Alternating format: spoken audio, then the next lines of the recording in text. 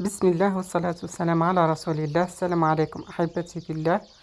جبت لكم اليوم وصفة عصير يعني مفيد جدا جدا للصحة، خاصة للكبد والأمعاء.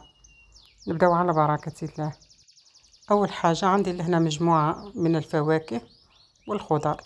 عندي تفاح، عندي الجزر، وعندي البطراف، بنجر وبرتقال والليمون. طبعا قصيتهم كامل بعد ما نظفتهم كامل، قصيتهم كامل كما قاعدين تشوفوا هكا مربعات صغار.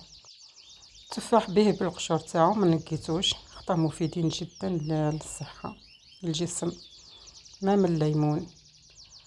المهم دوك بعد ما حطيتهم كما هكا نرحيهم، يعني تنقص حاجة ولا تزيد حاجة مش مشكل، المهم تكون فيها ما تكون الأغلبية هذه الفواكه موجودة، خاصة التفاح والبنجر بطرف. انايا هاني بعد ما رحيتهم سما جاوني بالناشف، نزلهم شويه ماء وزيد نعاود نرحيهم مليح. هنايا هاو بعد ما ترحاو مليح درك كنا نصفيهم.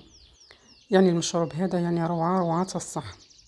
انا معتمداته، يعني على الاقل قالها الاخر مش شطور نشرب فيه، على الاقل مره في السمانه. الانسان على الاقل مره في السمانه يدير هكا العصير كما هكا ويشرب، ينظف الكبد من السموم، ينظف الامعاء، يحسس الانسان بالنشاط، تنحى الخمول هذاك الارق هكا والتعب هذاك كل يتنحى.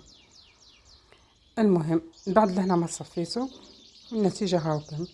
وهذاك الشيء اللي بقى لي صفيناه هذاك نقدروا نديروا به وصفات اخرى، نطيبوه ونديروا به كاش حاجه، ولا وصفات للوجه للجسم لليدين كما قالها الاخر للشعر.